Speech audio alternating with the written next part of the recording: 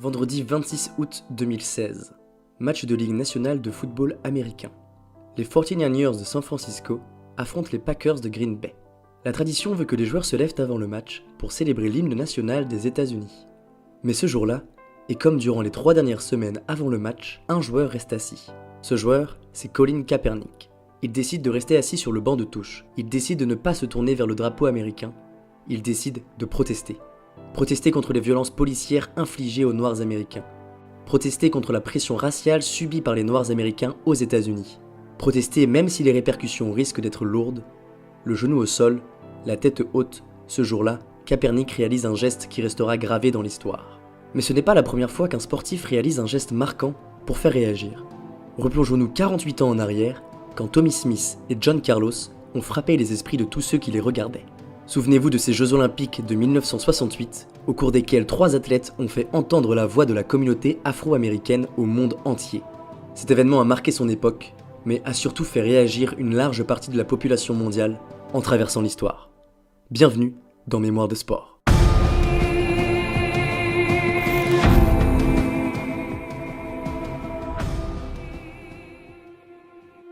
Nous devons apprendre à vivre ensemble comme des frères, sinon nous allons tous mourir comme des idiots. Le pasteur Martin Luther King avait une belle vision de faire passer les messages. Ici, il s'adresse à l'ensemble des citoyens américains, mais aussi à l'ensemble des êtres humains, en leur disant « Arrêtons de nous concurrencer sans cesse ».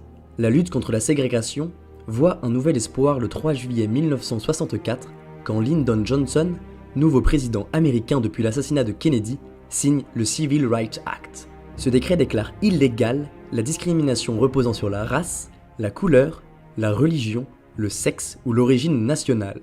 Ce texte est obtenu notamment grâce à la lutte du mouvement des droits civiques, dans lequel on retrouve par exemple Martin Luther King qui reçoit le prix Nobel de la paix en 1964, ou Frederick Douglass qui, un siècle plus tôt, défendait avec conviction l'abolition de l'esclavage. Avant ce Civil Rights Act, la ségrégation était admise et légitimée dans le jeune pays américain depuis sa naissance. Cependant, si la loi établit juridiquement une égalité entre tous les citoyens du pays, dans la réalité, en cette année 1968, il est encore très difficile pour un citoyen noir américain de jouir pleinement de ses droits. De très nombreuses pressions sont subies chaque jour par les populations noires pour qui il est très difficile de lutter et de s'affirmer. C'est d'ailleurs en avril 1968, après un discours dans le Tennessee, que Martin Luther King est assassiné alors qu'il continuait la lutte en traversant le pays, armé de sa volonté pacificatrice. Mais c'est en octobre de cette année 1968, à Mexico, la capitale du Mexique, que 2 athlètes vont entrer dans l'histoire et risquer leur carrière pour une lutte promouvant l'égalité qu'ils jugent bien plus importante.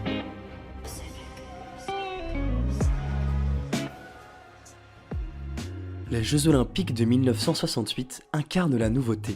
C'est la première fois qu'un pays en voie de développement accueille les Jeux de l'Olympe. C'est aussi la première fois que les Jeux prennent place dans une ville située à 2200 mètres d'altitude. La différence de pression atmosphérique pose des problèmes de respiration à des athlètes d'un côté, mais améliore les performances sportives de l'autre. À propos de l'aspect purement sportif, les 19e Olympiades de l'ère moderne mettent les chronomètres manuels au placard pour utiliser désormais le chronomètre électronique, bien plus précis. Le 200 mètres est une course attendue. Avant les Jeux, c'est Tommy Smith qui détient le record du monde, s'élevant à 20 secondes 00, établi pendant le mois de juillet de 1968. C'est le 16 octobre de la même année qu'il se représente sur la piste pour tenter d'améliorer son record aux côtés de son compatriote John Carlos. La course peut apparaître comme classique et, avant la remise des médailles, on peut se dire que ce sprint ne restera pas forcément dans les mémoires du sport. Pour ce qui est de la course, les images et commentaires de l'époque font le reste.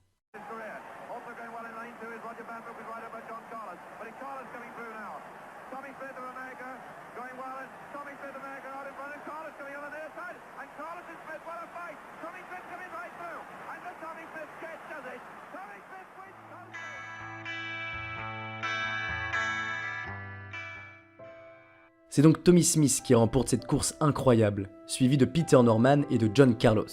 En plus de ramener une médaille d'or pour les États-Unis, Smith actualise son ancien record du monde en passant dessous la barre des 20 secondes.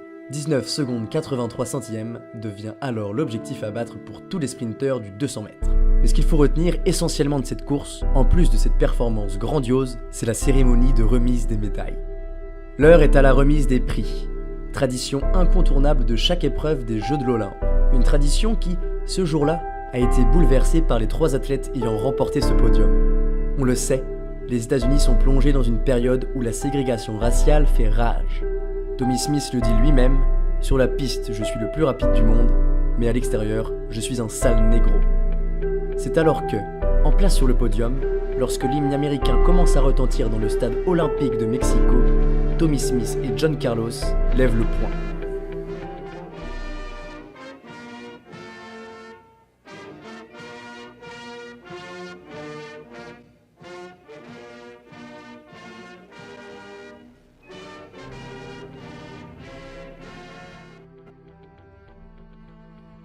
Leurs mains arborent un gant noir. Smith a le gant droit de la paire, Carlos le gauche.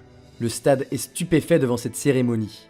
Des protestations se font entendre des 4 coins de la piste, mais les 2 Américains ne sont pas seuls sur le podium. L'Australien Peter Norman arbore lui le badge de l'Olympic Project for Human Rights, un groupe formé pour défendre les droits humains à travers ces Jeux Olympiques. Ce geste que Tommy Smith et John Carlos exécutent est celui réalisé par les membres des Black Panthers, le mouvement révolutionnaire de la population afro-américaine.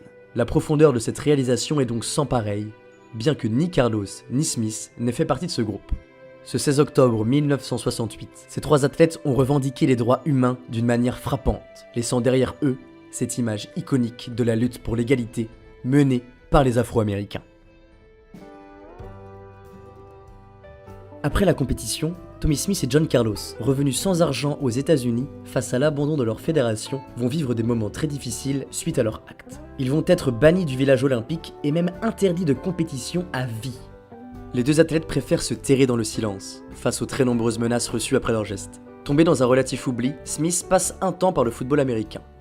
Chacun va reprendre une vie plus classique, à travers des postes d'entraîneur universitaire pour l'un et de conseiller technique dans l'entreprise Puma pour l'autre.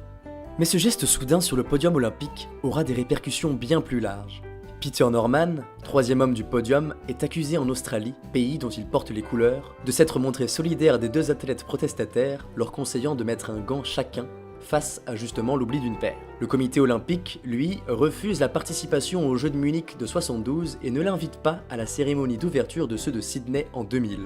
L'athlète australien est tout de même passé à la postérité 51 ans après, en octobre dernier, puisqu'une statue à son effigie a été construite sur le parvis d'une université australienne.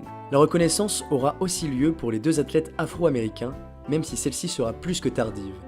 Des statues ou complexes sportifs à leur nom seront érigés partout dans le monde. Mais c'est en 2016 qu'intervient la plus grande des récompenses pour ces 2 héros, lorsque Barack Obama, premier président noir de l'histoire des États-Unis, les reçoit à la Maison Blanche. Les 2 athlètes sont intronisés en 2019 au Hall of Fame olympique, geste fort de symbole puisque c'est la première promotion de ce lieu depuis 2012.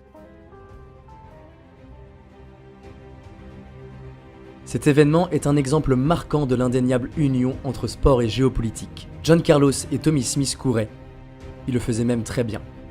Ce jour de 1968, 2 hommes ont levé leur poing, mettant leur carrière de côté, laissant des titres et des médailles sur le bord de la route. Ce jour de 1968, ils firent un acte qui restera quelques années plus tard comme celui d'athlètes engagés pour une cause qui dépasse complètement le cadre du sport. Ce jour de 1968, 2 hommes ont levé leur poing pour l'égalité.